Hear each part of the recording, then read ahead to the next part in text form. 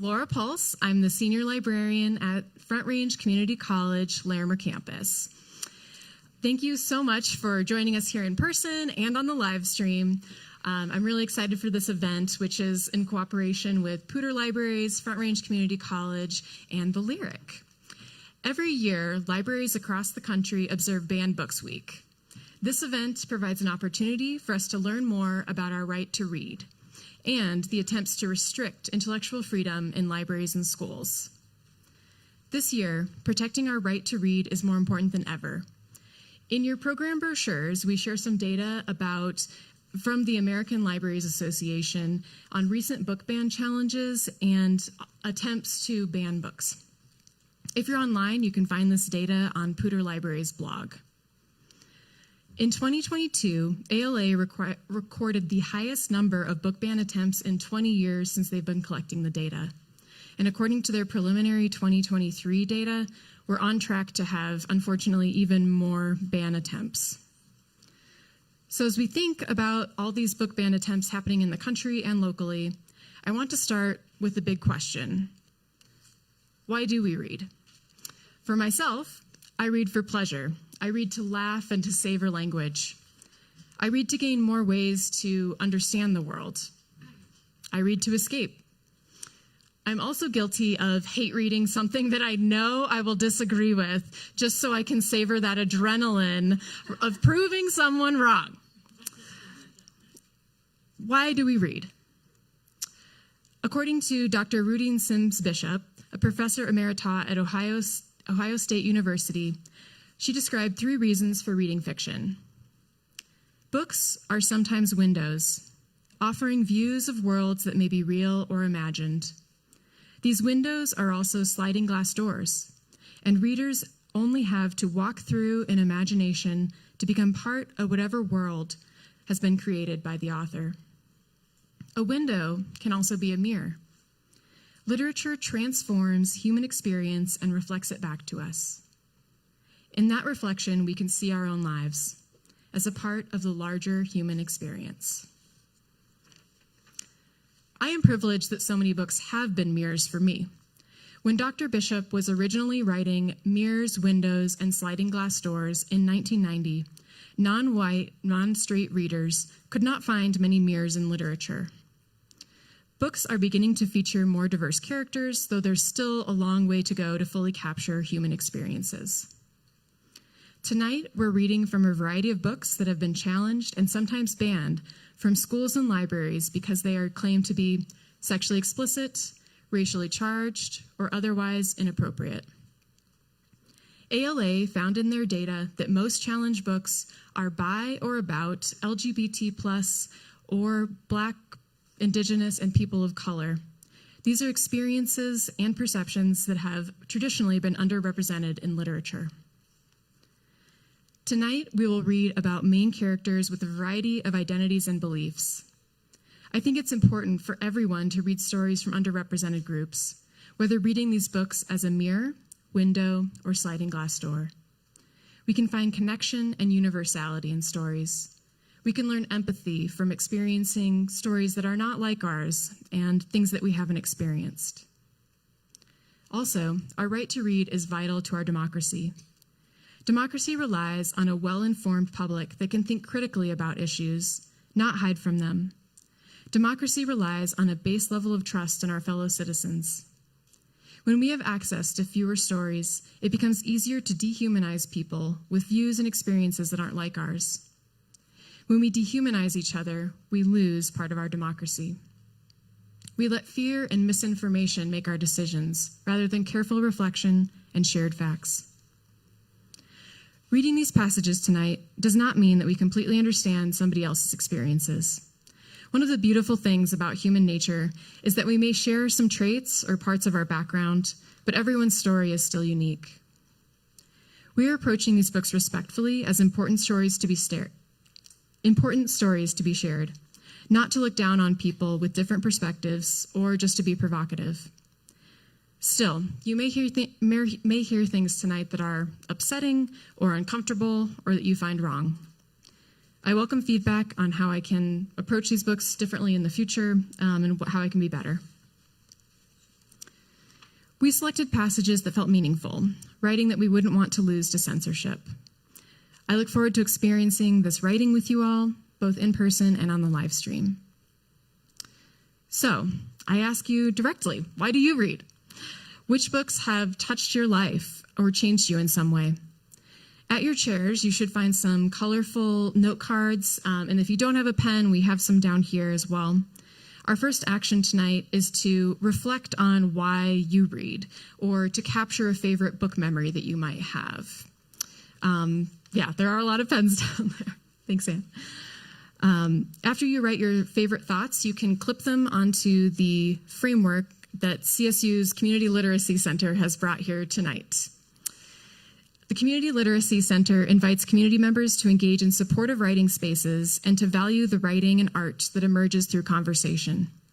So that framework is here for that purpose, so we can all get a chance to see each other's stories. So while you're listening to the readers, you can feel free to just jot down. You can join any of our activity tables that we have here. I'll be explaining them throughout the night, and we'll have some time after the readings as well. If you're on the live stream, feel free to share in the chat some of those same ideas and reflections. Why do you read? What is a favorite reading memory? How has reading changed you?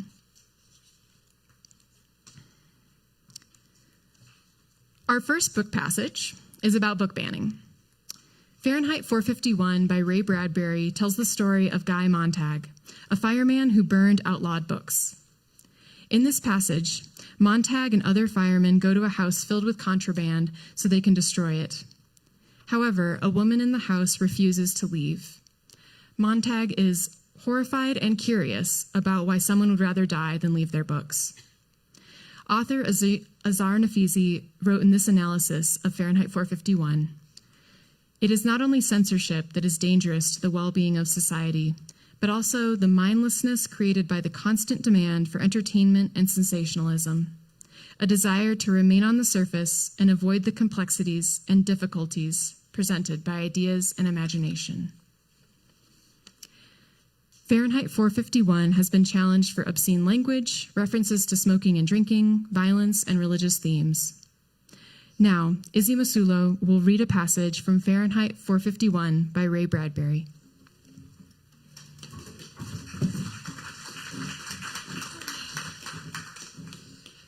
All right.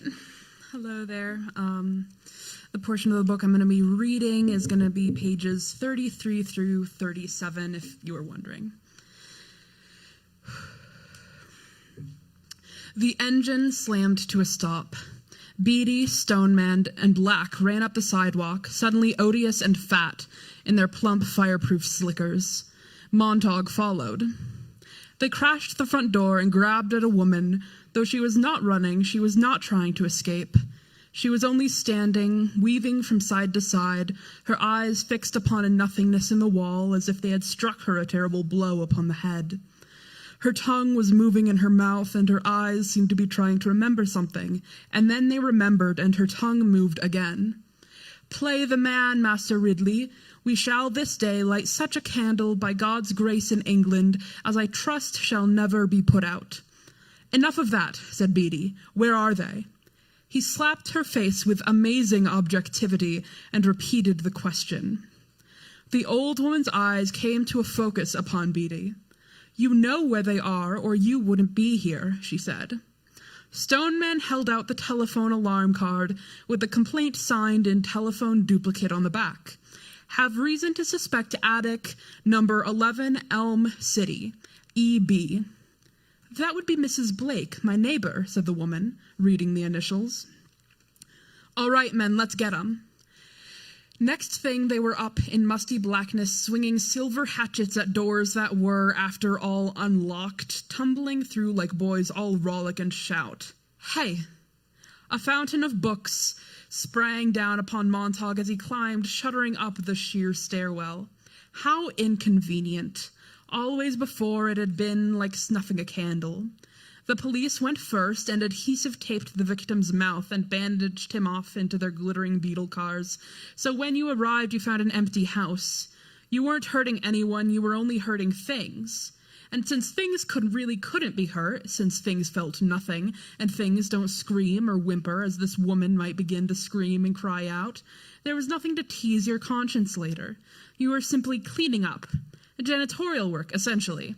Everything to its proper place, quick with the kerosene, who's got a match. But now, tonight, someone had slipped. This woman was spoiling the ritual. The men were making too much noise, laughing, joking, to cover her terrible, accusing silence below. She made the empty rooms roar with accusation and shake down a fine dust of guilt that was sucked in their nostrils as they plunged about. It was neither cricket nor correct. Montague felt an immense irritation. She shouldn't be here on top of everything. Books bombarded his shoulders, his arms, his upturned face. A book lit almost obediently like a white pigeon in his hands, wings fluttering. In the dim, wavering light, a page hung open, and it was like a snowy feather, the words delicately painted thereon. In all the rush and fervor, Montague had only an instant to read a line, but it blazed in his mind for the next minute, as if stamped there with fiery steel. Time has fallen asleep in the afternoon sunshine. He dropped the book. Immediately, another fell into his arms. Montague, up here! Montague's hand closed like a mouth, crushed the book with wild devotion, with an insanity of mindlessness to his chest. The men above were hurling shovelfuls of magazines into the dusty air. They fell like slaughtered birds, and the woman stood below like a small girl among the bodies. Montague had done nothing. His hand had done it all, his hand with a brain of its own, with a conscience and a curiosity in each trembling finger, had turned thief. Now it plunged the book back under his arm, pressed it tight to his sweating armpit, rushed out empty with a magician's flourish. Look here, innocent, look. He gazed, shaken, at that white hand. He held it way out as if he were farsighted. He held it close as if he were blind. Montague! He jerked about. Don't stand there, idiot! The books lay like great mounds of fishes left to dry. The men danced and slipped and fell over them. Titles glittered, their golden eyes falling gone. Kerosene! They pumped the cold fluid from the numeraled 451 tanks strapped to their shoulders. They coated each book, they pumped rooms full of it. They hurried downstairs, Montague staggering after them in the kerosene fumes. Come on, woman. The woman knelt among the books, touching the drenched leather and cardboard, reading the gilt titles with her fingers while her eyes accused Montague. You can't ever have my books, she said. You know the law, said Beatty. Where's your common sense? None of those books agree with each other. You've been locked up here for years with a regular damned Tower of Babel. Snap out of it. The people in those books never lived. Come on now. She shook her head. The whole house is going up, said Beatty. The men walked clumsily to the door. They glanced back at Montague, who stood near the woman. You're not leaving her here, he protested. She won't come. Force her then. Beatty raised his hand in which was concealed the igniter. We're due back at the house. Besides, these fanatics always try suicide. The pattern's familiar. Montague placed his hand on the woman's elbow. You can come with me. No, she said. Thank you anyway. I'm counting to 10, said Beatty. 1, 2. Please, said Montague. Go on, said the woman. 3, 4. Here. Montague pulled at the woman. The woman replied quietly, I want to stay here. 5, 6. You can stop counting, she said. She opened the fingers of one hand slightly, and in the palm of the hand was a single slender object, an ordinary kitchen match.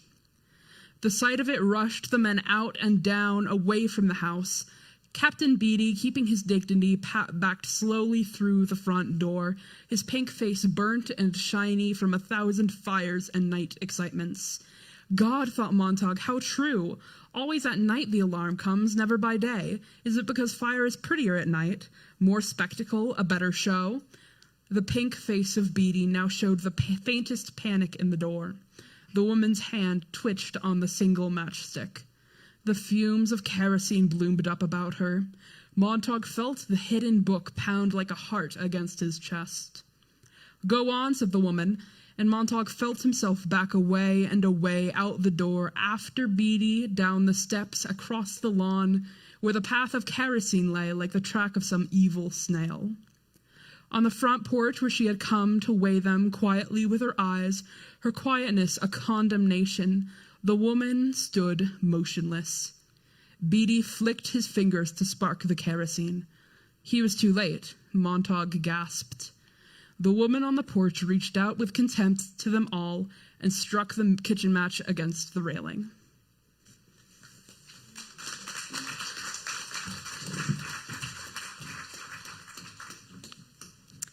Thank you, Izzy. That was a wonderful start.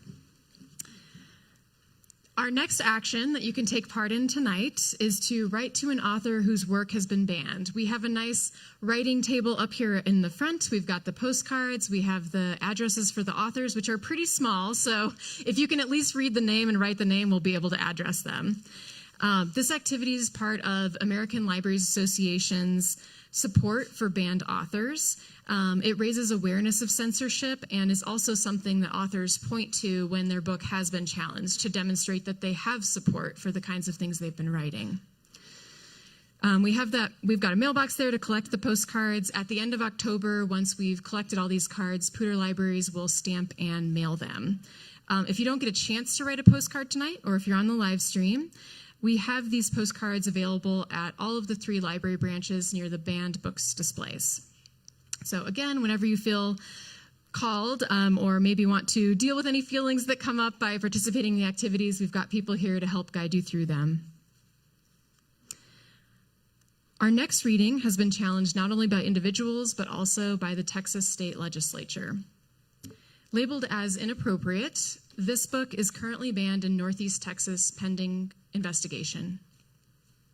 The book Felix Ever After is narrated by a Black trans teen as he grapples with identity and self-discovery while falling in love for the first time. In the foreword, author Kacen Callender writes about how seeing positive representation in media helped them see who he truly was. In a book review, one teen writes, "Overall, I would recommend this book to those who are looking for good LGBTQ+ characterization. It is impossible to become bored, and at the end of the story, you will feel proud of the characters' achievements. Though I would warn the reader, they may feel frustrated with certain characters' decisions. Also, trigger warning, the book has scenes of underage drinking, smoking of marijuana, and slight sexual activity which might make others uncomfortable. The passage we're reading here features several teen characters discussing their sexuality and gender and how media informed or didn't inform their identities. One character questions why everything has to be labeled." Now, Kathy Marquis will read a passage from Felix Ever After by Kacen Callender.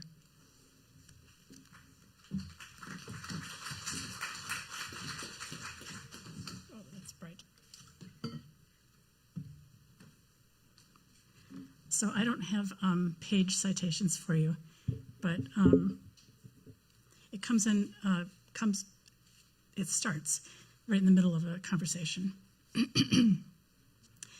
Marisol's in the middle of a monologue about Hazel. "She's so confusing. I mean, what was that tonight? Is she just fucking with me? She'll do this thing where she won't answer a text for like 5 hours, and I don't know if she's playing it cool or if she actually just doesn't look at her phone. Probably just not looking at her phone," Leah tells her. "Anyone would jump for a chance to make out with you." I have a feeling that Leah's only half joking.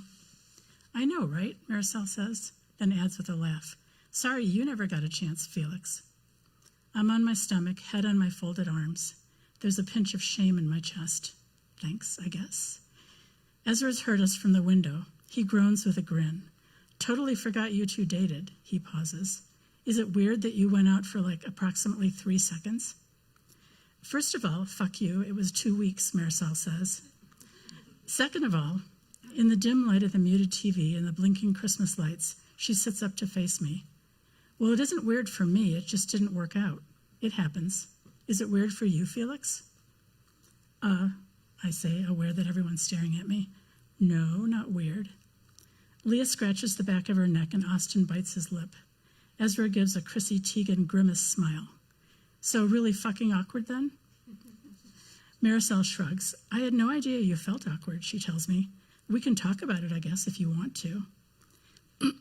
No, I definitely don't want to talk about it, especially when Marisol somehow has a way of making things out to be my problem, as if she has nothing to do with why I'm uncomfortable with her, as if she has no memory of telling me that I'm a misogynist. Ezra walks over, plopping down beside me on the mattress. Austin puts out the bud and follows, sitting cross-legged next to Leah on the floor. We can make a Dr. Phil episode out of it, Ezra suggests. Dr. Phil? Marisol echoes. What are you, 50?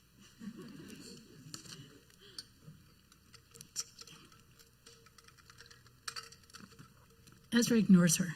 Group therapy, it'd be good for us. I can't think of anything more awful. Thanks, I say, but no thanks. Leah grins up at me. Her face becomes extraordinarily red when she's intoxicated. Felix, can I ask you a question? She goes on without waiting for my response. You dated Marisol, she says, but are you also into guys? Since you went out with Ezra, I mean. Marisol begins cackling. Ezra chokes on air, and I screw up my face in confusion. What? Leah's surprised. You two went out, didn't you? No, we really didn't. Marisol's laughter gets louder. Oh, Leah says, looking at Marisol and Austin in confusion. I thought you went out. Am I not the only one who thought that, right? Everyone always thinks that we did, Ezra says, giving a small, embarrassed smile without looking at Austin. Austin takes a sip from Leah's beer bottle. Awkward. Yeah, I say, I'm also into guys. Why? Leah recovers quickly. I was just wondering if you consider yourself bisexual or pansexual or anything. I thought I was bisexual, Leah tells us. But I think it was only because it was like I had to be. It was almost like a habit until finally one day I was like, wait, why do I say I'm attracted to guys when literally the last guy that I thought was cute was Simba? There's silence. Marisol blinks at Leah. You know that Simba was a lion, right? Austin adds, and a cartoon? Simba was fucking hot, okay, Leah says. That jungle scene with Nala, come on now. She pauses. Though now that I think about it, maybe I was more actually attracted to Nala. I thought Kova was pretty hot, Ezra tells us, leaning against the wall. I was all about Lilo's sister, Marisol says. Those curves, seriously. Zuko, 100, Ezra adds. Oh, says Leah, sitting up. What about Mulan and those fucking Li Shang bisexual vibes? I'd been super into Mulan, I suddenly remember, until she started dressing like a girl again. I was disappointed when she was forced to leave the army, forced to say that she was a woman. It's funny, I hadn't really thought about it till now, but that's another clue. My memories are peppered with little pieces of evidence that I'd always been trans, even before I knew what trans was. Sometimes I'm a little frustrated with myself. What if I'd been one of those folks who knew without a doubt that they were trans since the time they were toddlers? How many years have I wasted living this lie, and all because I hadn't even known that I could be living my truth all along? But I'm also grateful, happy that I figured it out at all. Wait, Ezra says, is everyone here queer? Yeah, of course, Marisol says. I only hang out with gay people. Leah twists a curl around her finger. Straight people are so exhausting. Did you all see that article on whether women have any value if they don't get married and have children? Austin asks. I see at least one thing a day that makes me wonder if the straight people are all right. And then there was that article saying that queer TV shows are making people more gay. I never saw a single TV show with a gay person until like last year, Leah says. And I didn't turn out to be gay, so. The shows aren't making people gay, Austin says. They're just making people realize it's even, a possibility. It's like we're all brainwashed from the time we're babies to think that we have to be straight. The straights say that we've got an agenda to turn people gay, Marisol says. But then we'll try to force toddlers on each other and say it's cute and that they're destined to get married. Seriously. I understand what Austin means, kind of like reading I Am J for the first time and everything just clicking. I'd already gone through the whole questioning sexuality thing a few years before that. I'd had crushes on girls and guys before, but I never had a crush on both a girl and a guy at the same time. It was almost like a cycle. I'd be attracted to girls for a few months, then to guys for a few months, then back to girls again. And whenever I was into a guy, looking back on it now, it's difficult to figure out if I was actually into him, if I just wanted to be him, or both. It was one of the most confusing times of my life. I thought for some reason that I had to figure out which I was more attracted to. Either I was gay or I was straight. One day, a few weeks after meeting Ezra, right around the time he started dating Declan, I told him that I felt like I was going crazy. "I don't get it," he said, eyebrows pinched together. "Why do you have to choose?" And it really was as easy as that. It took a second to get out of the habit, but I eventually stopped worrying about the question and just went with the cycles. And as I stopped worrying about it, I started to notice different things about the people I am attracted to and the sorts of things that connect them. Confidence. A flame inside of them almost, like they know exactly who they are, and no one's ever going to be able to tell them otherwise. "Ezra," Leah says, "are you bisexual too?" Ezra's a lazy drunk. He shrugs with a slow smile. "I honestly don't care that much about labels. I mean, I know they're important to a lot of people, and I can see why. I'm not knocking them. It's just, I kind of wish that we could exist without having to worry about putting ourselves into categories. If there were no straight people, no violence or abuse or homophobia or anything, would we even need labels, or would we just be? Sometimes I wonder if labels can get in the way. Like, if I was adamant that I'm straight, does that force me into only liking girls? What if that had stopped me from falling in love with a guy? I don't know," he says again. "I get that labels can be important." "They connect us. They help create community," Leah says. "I can see what you're saying. If the world was perfect, maybe we wouldn't need labels.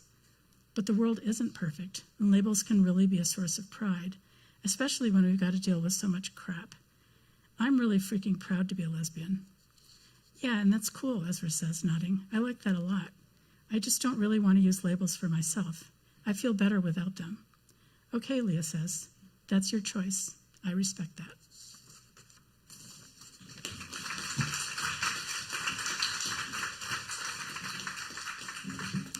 Thank you, Kathy. I would like to share another action you can take to protect our right to read. You can donate to Every Library and to Poudre Libraries. Every Library is a national organization dedicated to building voter support for libraries. Every Library describes itself as nonpartisan and pro-library. Every Library provides support for local library campaigns, including consulting and tools for libraries that are fighting book bans. As for Poudre Libraries, you know them, I know them, we love them. Recently, the Poudre Libraries Board of Trustees affirmed a Banned Books Week proclamation, which we have here that you're able to read at the tables. It's also on the Board of Trustees website. Poudre Libraries takes concerns about books or programs very seriously, will review the policies and make sure that intellectual freedom is upheld. They will review any complaints and respond professionally. This is really important to Poudre Libraries. On the activity tables, there's QR codes, so you can directly donate to them or learn more. In the live stream, we'll have those posted as well so that you can learn more about Every Library and Poudre Libraries. Our next book was published in 1960, received the Pulitzer Prize for Literature in 1961, and has been subjected to book ban attempts ever since the 1960s.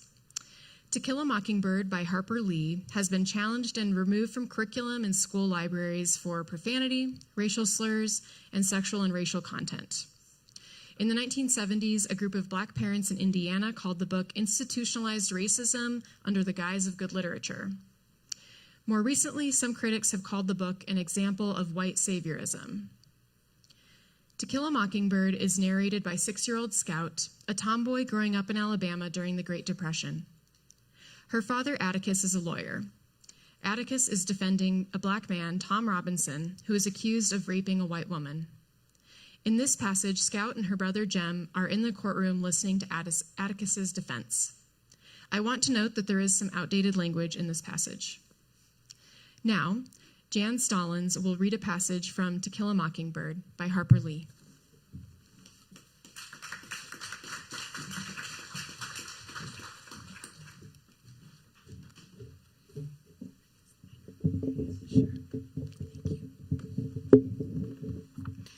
I'm I'm Jan, and Atticus is an iconic act to follow, but I'm going to give it a try.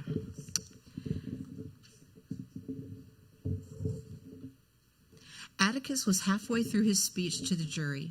He had evidently pulled some papers from his briefcase that rested beside his chair because they were on the table. Tom Robinson was toying with them. Absence of any corroborative evidence, this man was indicated on a capital charge and is now on trial for his life. I punched Jim. How long has he been at it? He's just gone over the evidence, Jim whispered. And we're going to win, Scout. I don't see how we can't. He's been at it about 5 minutes. He made it plain and easy as well. I'd explained it to you. You could have understood it even. Did Mr. Gilmer? Shh, nothing new. Just the usual. Hush now. We looked down again. Atticus was speaking easily, with the kind of detachment he used when he dictated a letter. He walked slowly up and down in front of the jury, and the jury seemed to be attentive. Their heads were up, and they followed Atticus's route with what seemed to be appreciation. I guess it was because Atticus wasn't a thunderer. Atticus paused. Then he did something he didn't ordinarily do. He unhitched his watch and chain and placed them on the table, saying, "With the court's permission." Judge Taylor nodded, and then Atticus did something I never saw him do before or since, in public or private. He unbuttoned his vest, unbuttoned his collar, loosened his tie, and took off his coat. He never loosened a scrap of his clothing until he undressed at bedtime, and to Jim and me, this was the equivalent of him standing before us stark naked. We exchanged horrified glances. Atticus put his hands in his pockets, and as he returned to the jury, I saw his gold collar button and the tips of his pen and pencil winking in the light. "Gentlemen," he said. Jim and I again looked at each other. Atticus might have said Scout. His voice had lost its aridity, its detachment, and he was talking to the jury as if they were folks on the post office corner. "Gentlemen," he was saying, "I shall be brief, but I would like to use my remaining time with you to remind you that this case is not a difficult one. It requires no minute sifting of complicated facts, but it does require you to be sure beyond all reasonable doubt as to the guilt of the defendant. To begin with, this case should never have come to trial. This case is as simple as black and white. The state has not produced one iota of medical evidence to the effect that the crime Tom Robinson is charged with ever took place. It has relied instead on the testimony of 2 witnesses, whose evidence has not only been called into serious question on cross-examination, but has been flatly contradicted by the defendant.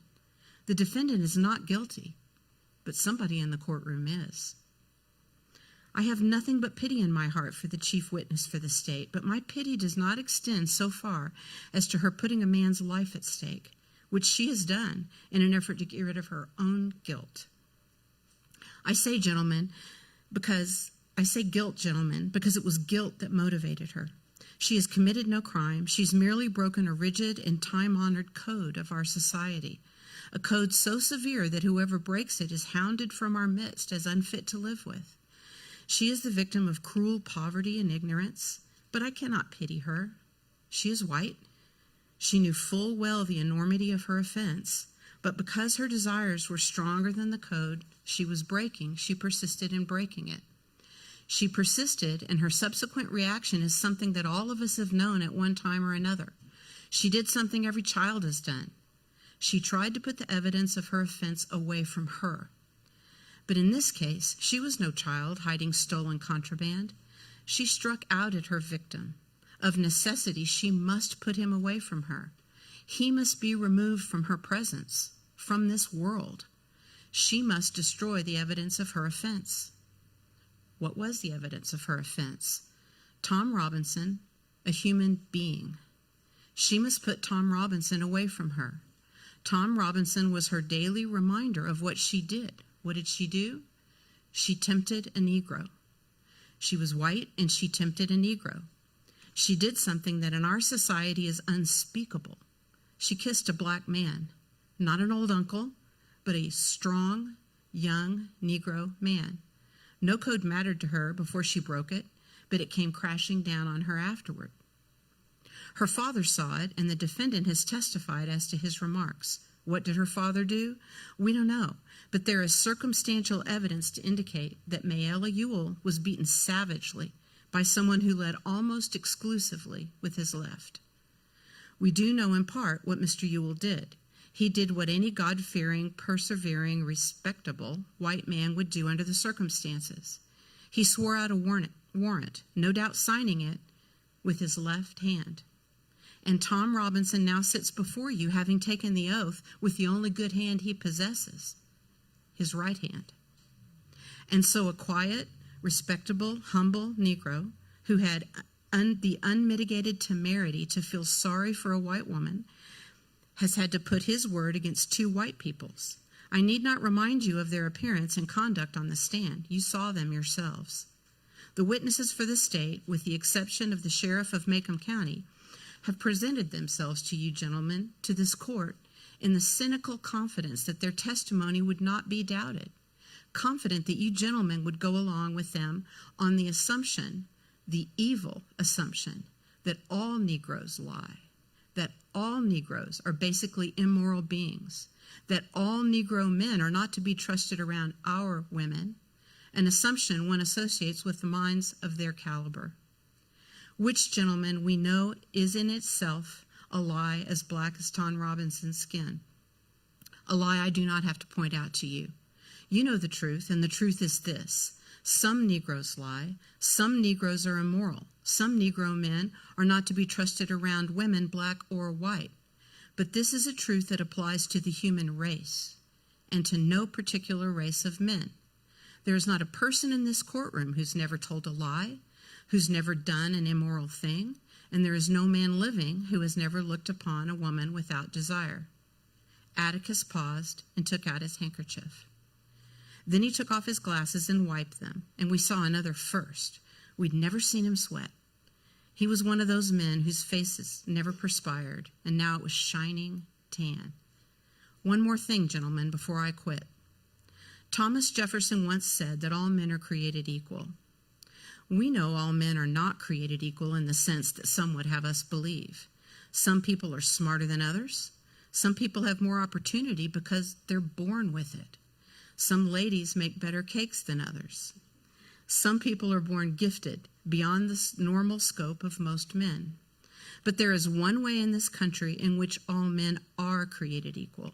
There is one human institution that makes a pauper the equal of Rockefeller, the stupid man the equal of an Einstein, the ignorant man the equal of any college president. That institution, gentlemen, is a court. It can be the Supreme Court of the United States or the humblest JP court in the land, or this honorable court, which you serve. Our courts have their faults, as does any human institution. But in this country, our courts are the great levelers, and in our courts, all men are created equal. I'm no idealist to believe firmly in the integrity of our courts and in the jury system. That's no ideal to me. It is a living, working reality. Gentlemen, a court is no better than each man of you sitting before me on this jury. A court is only as sound as its jury, and a jury is only as sound as the men who make it up. I'm confident that you gentlemen will review, without passion, the evidence that you have heard, come to a decision, and restore this defendant to his family. In the name of God, do your duty. Atticus's voice had dropped, and as he turned away from the jury, he said something I didn't catch. He said it more to himself than to the court. I punched Jim. What'd he say? In the name of God, believe him. I think that's what he said.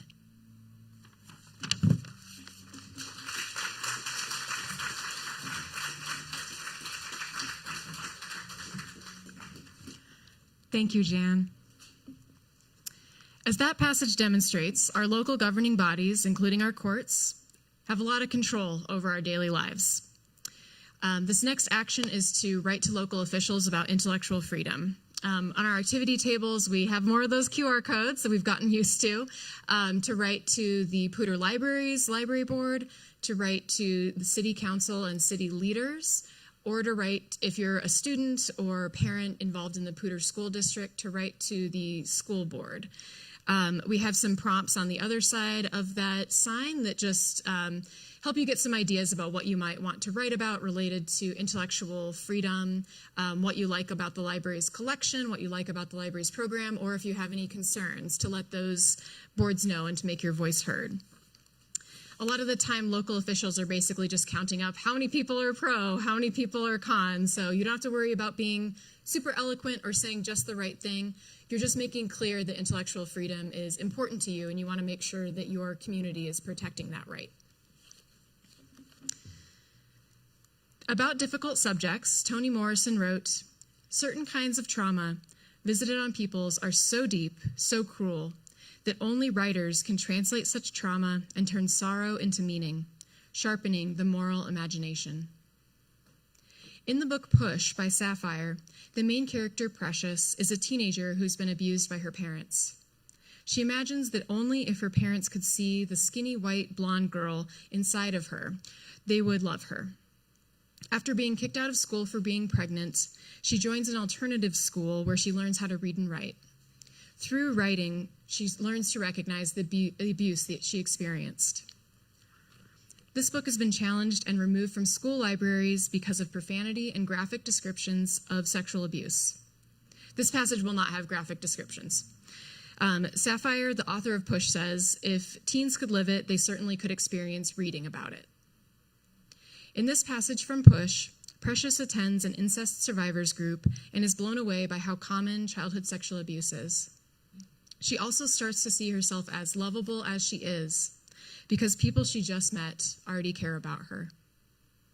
Now, Evelyn Peterson will read a passage from Push by Sapphire.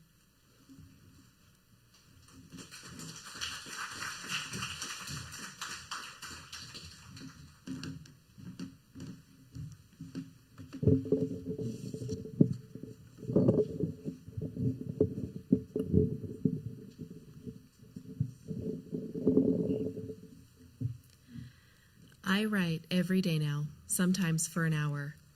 Ms. Rain, she call and say I am staying late for after-school activities and babysitter keep Abdul till 2 p.m. And the following week, I get extra money in my voucher for lunch.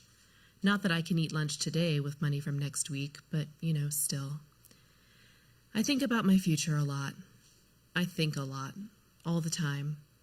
Ms. Rain say I am intellectually alive and curious. I am just trying to figure out what is going on out here, how what happened to me could happen in modern days. I guess I am still trying to figure out just what has happened to me. What has happened to me? I cannot just talk it to white social worker.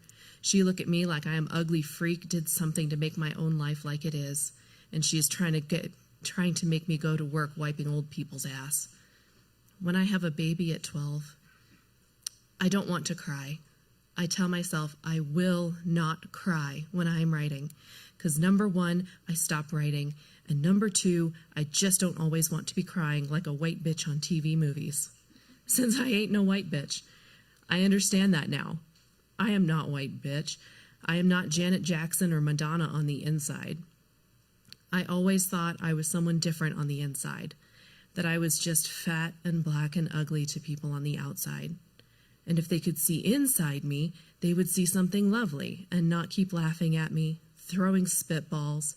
Shit, one time N-word at school just spit on me when I was pregnant, and Polly seed shells at me that Mama and Daddy would recognize me as I don't know, precious. But I am not different on the inside. Inside, I thought I was so beautiful as a black girl too. But I am not, but I am going to say what I was going to say, and then I'm going to put it all behind me and never say it again. I don't blame nobody. I just want to say when I was 12, somebody had to help me it not be like it is now. If, Ms. Rain say if and but might be two of the most useless words in the language. At times that is, she say, because if they was really useless, they would disappear from use. Why no one put Carl in jail after I have baby by him when I am 12? Is it my fault because I didn't talk to polices? Tonight is the night Rita going to take me down to incest survivor meeting. We going on bus. Harlem is small, but when you in it looked like the world. In my journal I write, bus wheel, turn me through time, past a mama. First you see the buildings like watching a cartoon backwards, seem to be getting put it back together. It's weird. I am Homer on a voyage. But from our red bricks and piles of used-to-be buildings and windows of black, broke glass eyes, we come to buildings bad, but not so bad, street cleaner. Then we come to a place of everything is fine, big glass windows, stores, white people, fur, blue jeans. It's a different city. Who I be, I grow up here, where a poodle dog is not on TV but walking the street on skinny white bitch leash. This whose ass they want me to wipe, push a wheelchair for, I kill him first. Tiger, tiger, burning bright, that's what in Precious Jones' heart, a tiger. Bookstores, cafe, Bloomingdale's, bus keep on rolling. When I get in meeting, I don't say nothing.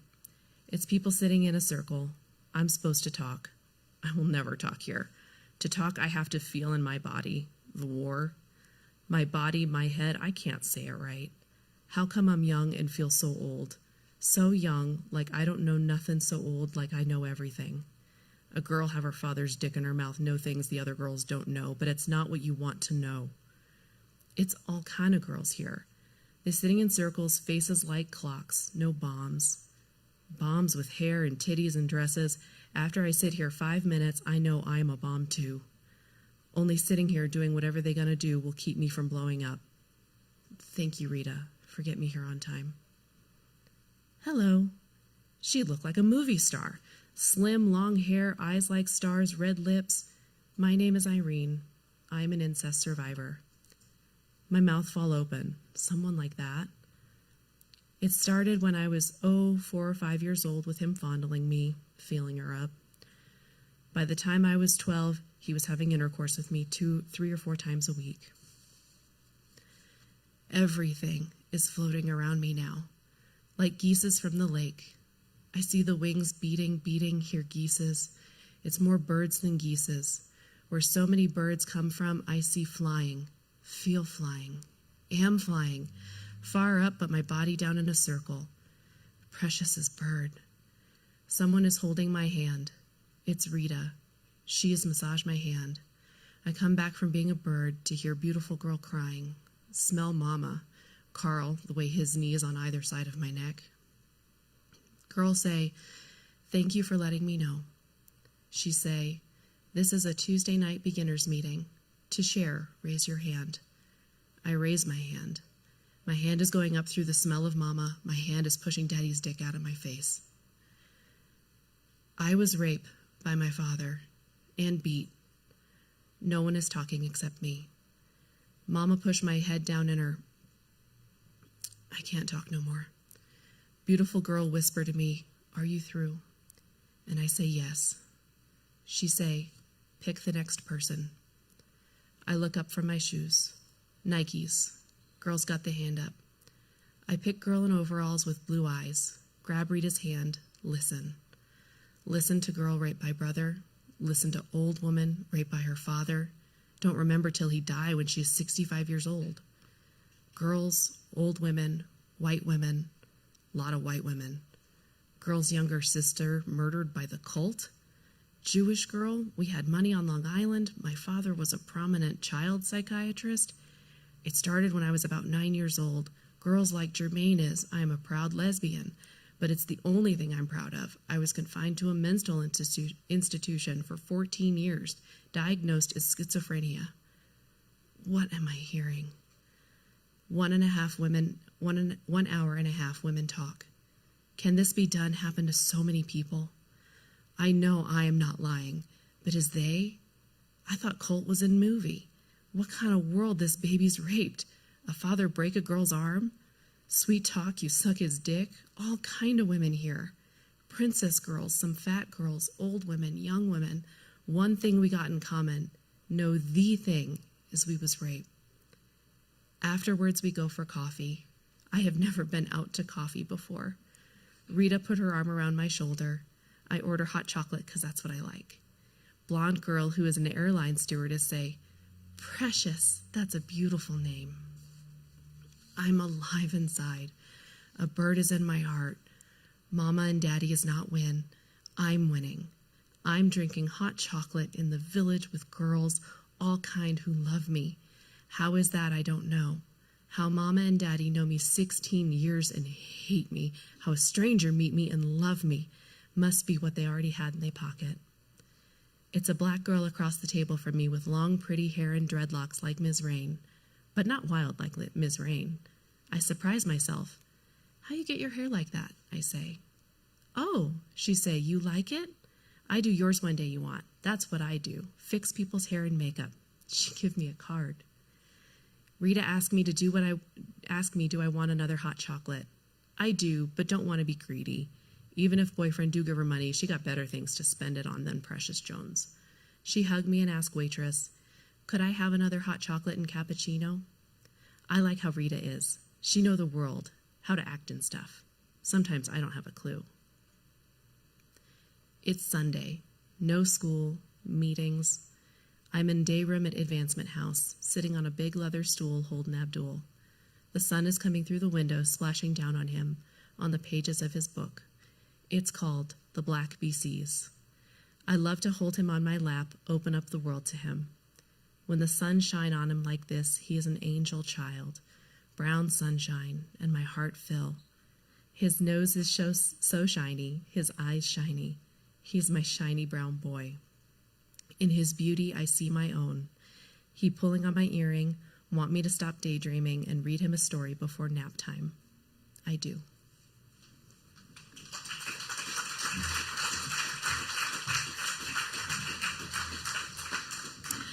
Thank you, Evelyn. Our final two activities are a book swap and a poetry craft. We've got our book swap over here, poetry over here. We asked attendees to bring a book that changed their perspective in some way. But it's okay, you don't need to have a book. We have some extras over there as well. So please feel free to take a look. There's also some public library swag, a lot of fun things, and then a calendar as well for all the activities that we have going on for Banned Books Week. For the poetry craft, it's for found poetry or blackout poetry. So there's pages from weeded books there, Sharpies, markers, that you can select the words that you want to keep and then block out the words that you don't want. There's some examples on the table as well. And that's what found poetry looks like. A parent in Texas said this next book should be banned because it contains profanity, pornography, gambling, and homosexuality. The parents claim that the book encourages admiring people with low morals and values and hate of other people. Lawn Boy by Jonathan Evison is a coming-of-age novel about Mike Munoz, a Mexican-American young adult living on a reservation in Washington state.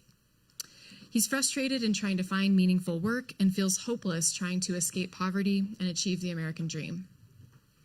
In these passages, Mike has just been fired and he's trying to figure out his next moves. Now is Abby here? Okay, Abby's here. Now Abby Kaupang will read a passage from Lawn Boy by Jonathan Evison.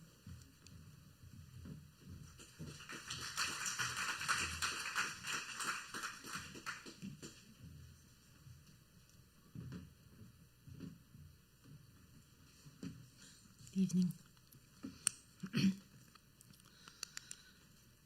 Okay, I blew it. What do you want me to say? I probably shouldn't have kicked the bag of shit. I probably would have driven down to Jiffy Mart and asked for a plastic bag, even if I had to buy something.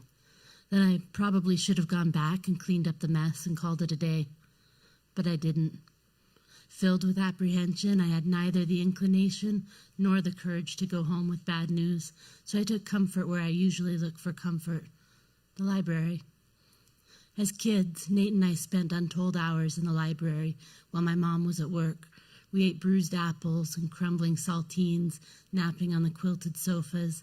The library was the most stable thing in our lives, the only thing in the whole damn society that said to little Mike, "Here you go, kid. It's all yours for the asking. No matter that your ears are dirty and your hair is greasy, no matter that your mentally challenged big brother didn't have much of an indoor voice, or that he tended to throw the books and pee on the bathroom floor and scare the clownfish. At the library, a little ferret of a kid like me had a chance. The only currency he needed, a library card. For 2 hours, waiting for Nick to get off work at Le Schwab, I scanned the fiction section for distraction. What I wanted was a book written by a guy who worked as a landscaper, or a cannery grunt, or a guy who installed heating vents, something about modern class struggles in the trenches, something plain-spoken, with all the shiver-thin coverlets of snow and all the rest of that luminous prose, something that didn't have a pretentious quote at the beginning from some old geezer poet that gave away the whole point of the book. Something that didn't employ the fishbowl lens or the prismatic narrative structure or any of that crap they teach rich kids out in the cornfields. I wanted a book that grabbed me by the collar, implored me to conquer my fears and embrace the unknown. I wanted a novel that acted as a clarion call for the disenfranchised of the world, not 250 pages of navel-gazing about the nuances of saddle-making, topped off with some hokey epiphany. I wanted realism, grit. I wanted my transcendence with grease under the fingernails and unpaid bills piling up on the countertop. Where are the books about me? Maybe I should write the goddamn American landscaping novel. Why shouldn't I have a voice? Just because I never went to college? Because I haven't traveled the world or lived in New York City or fought in Iraq or done anything else of distinction? I suppose you could make your argument for any of those. But I believe the world could use the great American landscaping novel. After all, most of us are mowing someone else's lawn, one way or another, and most of us can't afford to travel the world or live in New York City.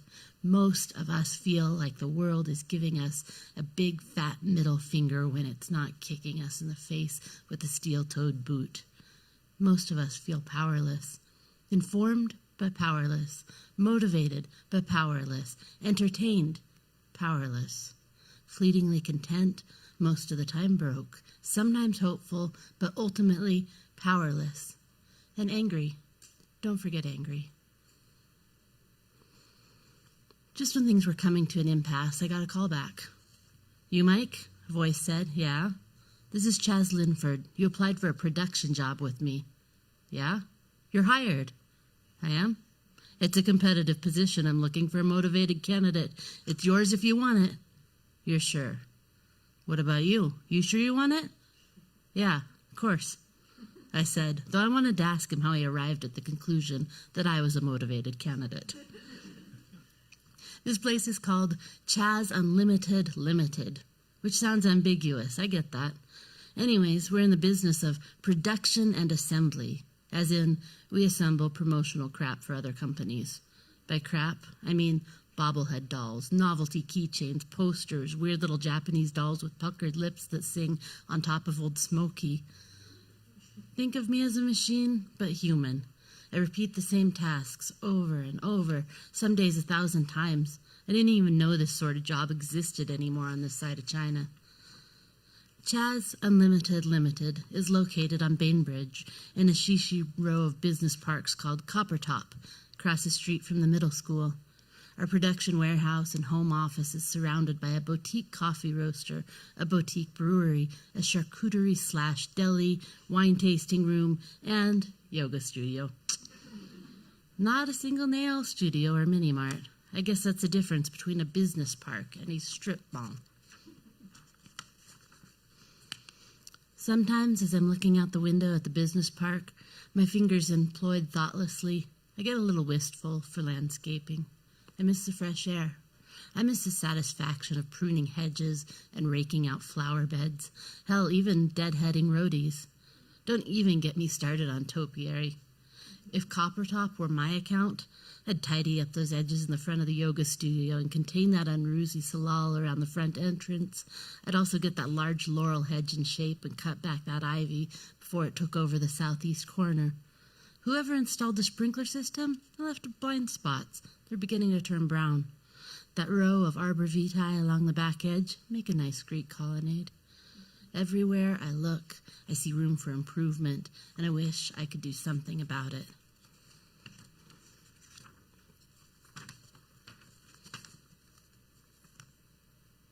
I guess you get used to seeing things a certain way, so that even when they change, you stop noticing. Maybe that's why I haven't exactly raved about the res. Sure, there's a beautiful new tribal center where the slab used to be, but I still think of it as the slab, a hoopless basketball court riddled with potholes. They've dolled up Chief Seattle's grave, but the place remains largely forgotten in spite of the new infrastructure the casino dollars have provided.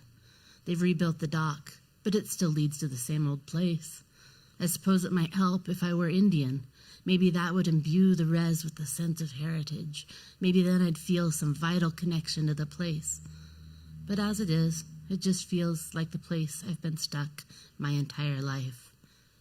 Except, that is, for a single weekend at the end of summer, when the whole res is transformed and feels like somewhere for once. For 48 hours, everyone puts their misery on hold. Old grudges are temporarily forgotten. The drumming and dancing never cease, and the whole town is redolent with barbecue smoke. Some of my best childhood memories are of Chief Seattle days, with the parade, the canoe races, the pageant, the salmon dinner, the softball tournament, and the vendors. It's quite powwow. Mom had to work doubles all weekend, but somehow Freddie managed to get the days off. Saturday around noon, Nate, Freddie, and I trudged downtown into the thick of festivities. It was 80 degrees, and people who shouldn't wear shorts were wearing shorts. I bought us all Indian tacos and lavender lemonades and bottle rockets, and we listened to the drums and watched the dancing and ate more Indian tacos. We poked around the booths and watched part of a softball game and ate snow cones, shot off our rockets. Then we all rounded it off with a salmon dinner for $9 a plate. My treat. In the evening, we bumped into Nick down by the tribal center. Considering we hadn't spoken since he walked out of Tequila's a few weeks ago, it wasn't that awkward. Familiarity trumps just about anything in the end. Why else would we keep making the same mistakes over and over?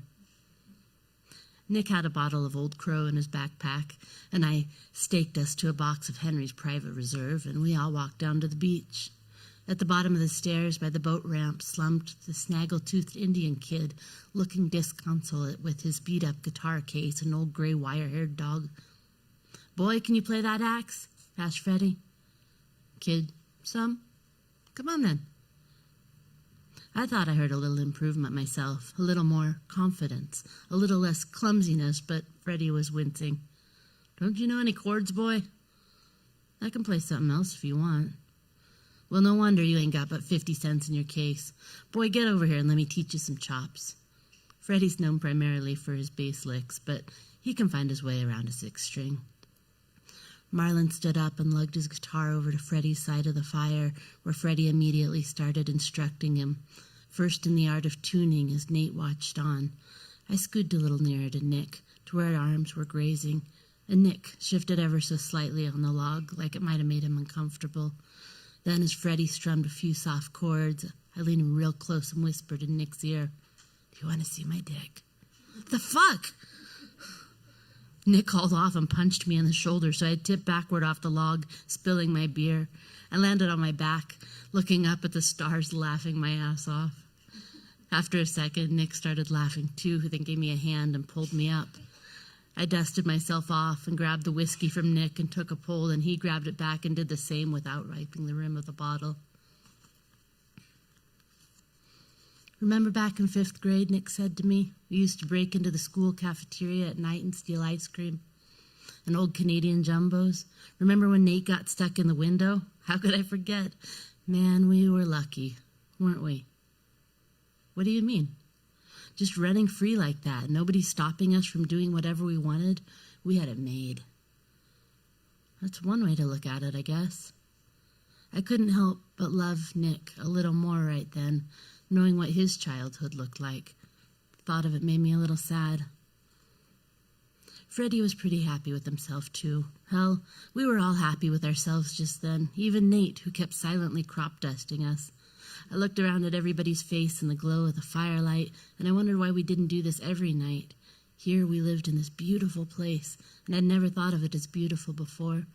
It'd always been ugly by association. Now I felt like I was seeing it for the first time, lights twinkling across the bay, stars winking above, forest rearing up behind us on the bluff.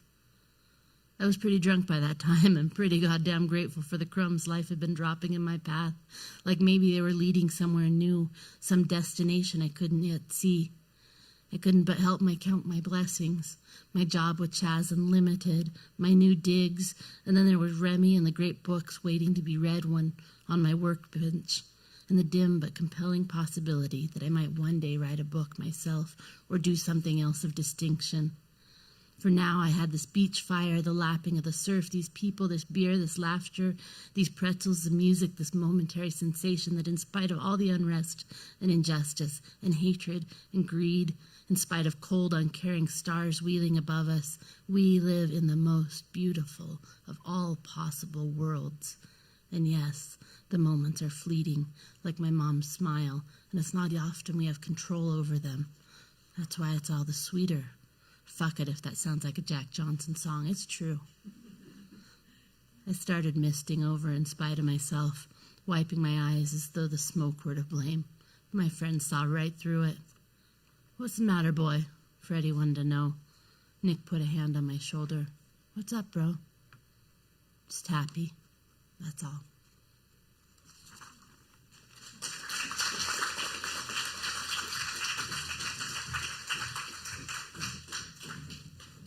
Thank you, Abby. Our final book passage is from The Absolutely True Diary of a Part-Time Indian by Sherman Alexie. This novel is from the perspective of a Native American teenager named Junior. Junior writes and draws about his life on the Spokane Indian Reservation and his decision to go to a nearly all-white high school because it has an art program. It's off the reservation. The Absolutely True Diary has been one of the most frequently challenged books from 2010 to 2019. The novel describes alcohol abuse, bullying, violence, sexual references, profanity, and slurs, and there have been allegations of sexual misconduct against the author. In this passage, Junior writes about his feelings about being considered a traitor for leaving the reservation to go to school.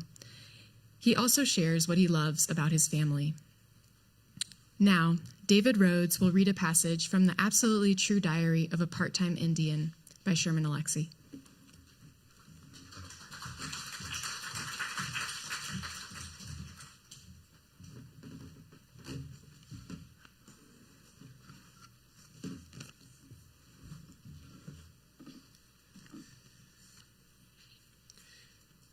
You probably think I've completely fallen in love with white people and that I don't see anything good in Indians. Well, that's false. I love my big sister. I think she's double crazy and random. Ever since she moved, she sent me all these great Montana postcards, beautiful landscapes, and beautiful Indians, buffalo, rivers, huge insects. Great postcards. She still can't find a job, and she's still living in that crappy little trailer, but she's happy and working hard on her book. She made a New Year's resolution to finish her book by summertime. Her book is about hope, I guess. I think she wants me to share in her romance. I love her for that. And I love my mother and father and my grandma. Ever since I've been at Reardon and seen how great parents do their great parenting, I realize that my folks are pretty good. Sure, my dad has a drinking problem, and my mom can be a bit eccentric, but they make sacrifices for me. They worry about me. They talk to me. And best of all, they listen to me. I've learned that the worst thing a parent can do is ignore their children. And trust me, there are plenty of Reardon kids who get ignored by their parents. There are white parents, especially fathers, who never come to the school. They don't come for their kids' games, concerts, plays, or carnivals. I'm friends with some white kids, and I've never met their fathers. That's absolutely freaky. On the res, you know every kid's father, mother, grandparents, dog, cat, and shoe size. I mean, yeah, Indians are screwed up, but we're really close to each other. We know each other. Everybody knows everybody. But despite the fact that Reardon is a tiny town, people can still be strangers to each other. I've learned that white people, especially fathers, are good at hiding in plain sight. I mean, yeah, my dad would sometimes go on a drinking binge and be gone for a week, but those white dads can completely disappear without ever leaving the living room. They just blend into their chairs. They become their chairs. So, okay, I'm not all goofy-eyed in love with white people, all right? Plenty of old white guys still give me the stink eye just for being Indian, and a lot of them think I shouldn't be in the school at all. I'm realistic, okay? I've thought about these things, and maybe I haven't done enough thinking, but I've done enough to know that it's better to live in Reardon than in Welpenant. Maybe only slightly better, but from where I'm standing, slightly better is about the size of the Grand Canyon. And hey, do you want to know what the very best thing was about Welpenant? My grandmother. She was amazing. She was the most amazing person in the world. Do you want to know the best thing about my grandmother? She was tolerant. And I know that's a hilarious thing to say about your grandmother. I mean, when people compliment their grandmothers, especially Indian grandmothers, they usually say things like, "My grandmother is so wise," "My grandmother is so kind," or "My grandmother has seen everything." And yeah, my grandmother was smart and kind and had traveled to about 100 different Indian reservations, but that had nothing to do with her greatness. My grandmother's greatest gift was tolerance. Now, in the old days, Indians used to be forgiving of any kind of eccentricity. In fact, weird people were often celebrated. Epileptics were often shamans because people just assumed that God gave seizure visions to the lucky ones. Gay people were seen as magical too. I mean, like in many cultures, men were viewed as warriors and women were viewed as caregivers. But gay people, being both male and female, were seen as both warriors and caregivers. Gay people could do anything. They were like Swiss Army knives. My grandmother had no use for all the gay bashing and homophobia in the world, especially among other Indians. "Geez," she said, "who cares if a man wants to marry another man? All I want to know is who's going to pick up all the dirty socks."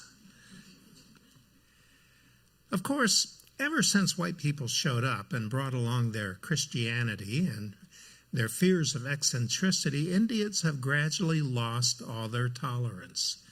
Indians can be just as judgmental and hateful as any white person. But not my grandmother. She still hung on to that old-time Indian spirit, you know?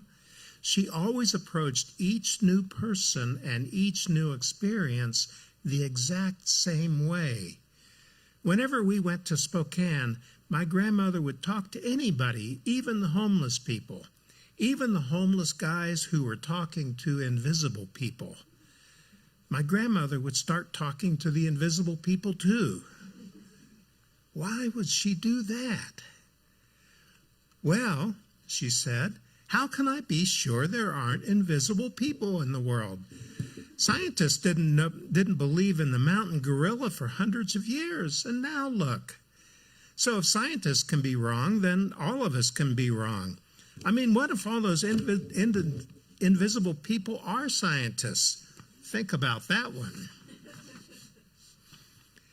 After I decided to go to Reardon, I felt like an invisible mountain guerrilla scientist. My grandmother was the only one who thought it was 100% good idea. Think of all the new people you're going to meet, she said. That's the whole point of life, you know, to meet new people. I wish I could go with you. It's such an exciting idea. Of course, my grandmother had met thousands, tens of thousands of other Indians at powwows all over the country. Every powwow Indian knew her. Yep, my grandmother was powwow famous. Everybody loved her. She loved everybody. In fact, last week, when she was walking back home from a mini powwow at the Spokane Tribal Community Center, when she was struck and killed by a drunk driver. Yeah, you heard that right. She didn't die right away. The reservation paramedics kept her alive long enough to get to the hospital in Spokane, but she died during emergency surgery. Massive internal injuries. At the hospital, my mother wept and wailed. She'd lost her mother. When anybody, no matter how old they are, loses a parent, I think it hurts the same way as if you were only 5 years old, you know? I think all of us are always 5 years old in the presence and absence of our parents. My father was all quiet and serious with the surgeon, a big and handsome white guy. Did she say anything before she died, he asked. Yes, the surgeon said. She said, "Forgive him." Forgive him, my father asked. I think she was referring to the drunk driver who killed her. Wow. My grandmother's last act on earth was a call for forgiveness, love, and tolerance. She wanted us to forgive Gerald, the dumbass Spokane Indian alcoholic who ran over and killed her. I think my father wanted to go find Gerald and beat him to death. I think my mother would have helped him. I think I would have helped him too. But my grandmother wanted us to forgive her murderer. Even dead, she was a better person than us.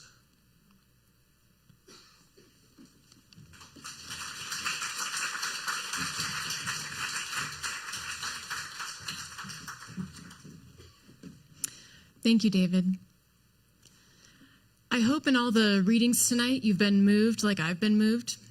We've laughed a little bit, and I think from these passages, I hope we see what we don't want to lose to censorship. We're not alone. There's librarians, students, school teachers that are fighting against these book bans, and a lot of the time winning. So all we do have to do is show up and show people that we do believe in intellectual freedom and that we care about the right to read. So please stick around. We have a lot of activity tables for you to enjoy. Thank you for joining us on the live stream. Thank you all of the people here in person for joining us as well. Could I get the volunteers and readers to stand up or raise their hands? Yeah. Yes. Thank you. Thank you. Thank you. Done a wonderful job, and I'm so grateful to have been part of this with you. So thank you all. Please keep reading. Please keep showing up. Thank you.